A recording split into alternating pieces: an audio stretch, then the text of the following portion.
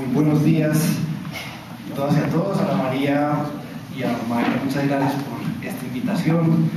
A mis compañeros de mesa, al doctor Fernando, al doctor Luis Guillermo, felicitándolo por su triunfo al interior del Polo Democrático Alternativo en Antioquia. Sin el doctor Santiago. Al presidente Luis Guillermo Pardo, entonces, presidente. Bueno, lo primero, rápidamente les cuento un poco cómo tengo pensada esta charla de 20 minutos. El tema es extensísimo, apasionante, y en 20 minutos uno simplemente puede navegar por las aguas superficiales, pero vamos a tratar, y yo creo que con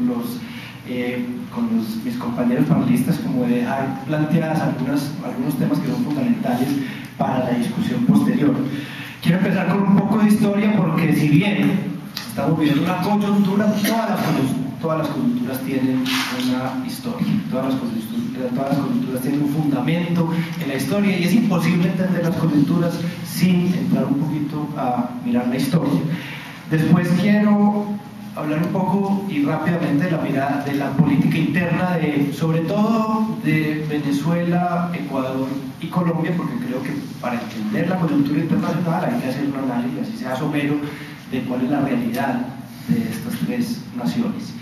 Y por último, la mirada ya a las relaciones internacionales y a la crisis internacional desde la óptica del derecho internacional, porque desafortunadamente la política y la diplomacia del micrófono han primado y muy pocos han hablado de derecho internacional en esta crisis, y hay que hablar de derecho internacional. El derecho internacional desafortunadamente a veces se sacrifica en el micrófono diplomático, pero es fundamental entender qué dice el derecho internacional sobre lo que ha pasado aquí, sobre lo que ha venido pasando en los últimos 5 años en las relaciones entre estos tres países concretamente. Lo primero es que para entender lo que está pasando hoy entre concretamente Venezuela, Ecuador y Colombia, hay que hacer un recorrido histórico, y yo voy a hacer un rápido recorrido histórico, pero que nos va a ayudar a entender también que lo que hoy estamos viviendo tiene hondas raíces históricas. 1899, 1898-99, estamos terminando el siglo XIX, un siglo que para Colombia fue desafortunado, en cuanto tuvimos 9 guerras civiles nacionales, y algunos hablan de 44 guerras civiles regionales o entre diferentes regiones. Un siglo que desafortunadamente para el desarrollo fue básicamente perdido, y que lo terminamos como lo empezamos, como nación independiente, y es enfrentados en una guerra bipartidista, la última guerra civil, que fue la guerra de los 1000 días. Muy pocas personas hablan del tema internacional de la guerra de los 1000 días, pero es muy importante tocarlo, porque es que tiene básicamente los mismos actores de los que vamos a hablar hoy aquí. En 1898-99, en nuestros países vecinos, y nuestros países vecinos, les recuerdo, eran Venezuela, Ecuador, pero también estaba Nicaragua, porque es que Panamá todavía era nuestro, entonces nuestros límites no eran con Panamá, sino con Nicaragua. Los tres países estaban en manos de dictadores liberales, políticos que habían llegado al poder, muchos de ellos por medio de revoluciones armadas, y que eran de ideología liberal. En Colombia llevábamos ya 15 años, 14 años de regeneración conservadora, esa regeneración de Núñez. Es que la historia se va repitiendo, ¿no? Núñez liberal, pero a ese giro, esa reinterpretación de país, se acaba siendo el presidente de Colombia con una mirada absolutamente conservadora, muy parecido a lo que está pasando hoy y a lo que viene pasando desde el 2002. Veníamos entonces de 14 años de regeneración, de nuestra Constitución de 1886, centralista, clerical, y estábamos además, chillábamos en la región, chillábamos porque en Venezuela estaba Cipriano Castro, y Cipriano Castro había llegado al poder por medio de una revolución armada y era liberal. Y en Ecuador estaba Eloy Alfaro, también liberal. Y en Nicaragua estaba José Santos Zelaya, también liberal. Entonces, y no me voy a meter a la historia de la guerra de los 1000 días, simplemente para decirles que en esa guerra, que fue una guerra de más de 100.000 muertos, una guerra terrible, una guerra muy violenta, una guerra además que tuvo varias fases, las retaguardias estratégicas de los ejércitos liberales eran Ecuador y Venezuela. El general Rafael Uribe iba a resguardarse a Venezuela cuando las campañas eran en Santander.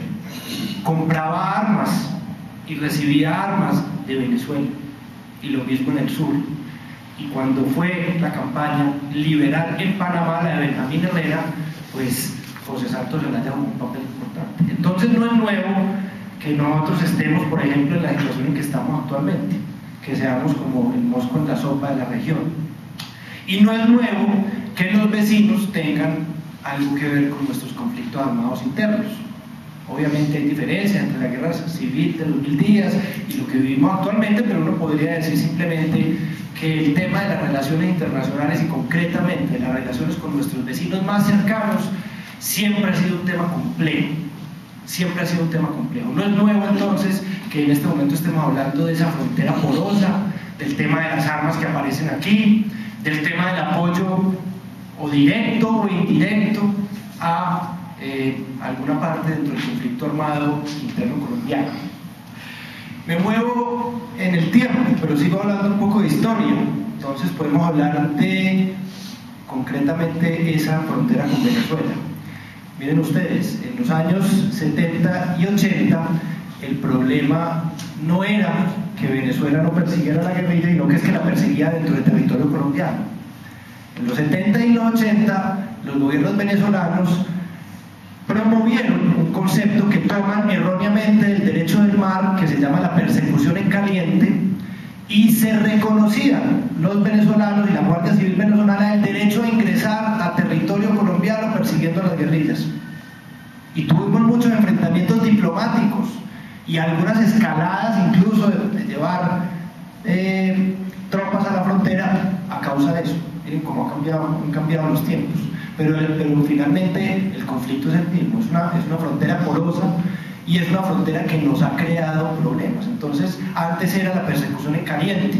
Venezuela entraba a perseguir a los guerrilleros colombianos hasta territorio colombiano. Bueno, podemos hablar del tema de la corbeta Caldas y de las tensiones grandes sobre el diferente limítrofe colombo-venezolano. Y ahí vamos viendo un poco, y quería pues empezar con esto, porque si bien es una coyuntura que tiene una historia, que tiene un sustento histórico. Que muchas veces los colombianos tendemos a pensar que lo que nos está pasando es nuevo, es novedoso, y la verdad es que tiene unas raíces. Es importante entender las raíces para ir comprendiendo qué está pasando y sobre todo para ver cómo podemos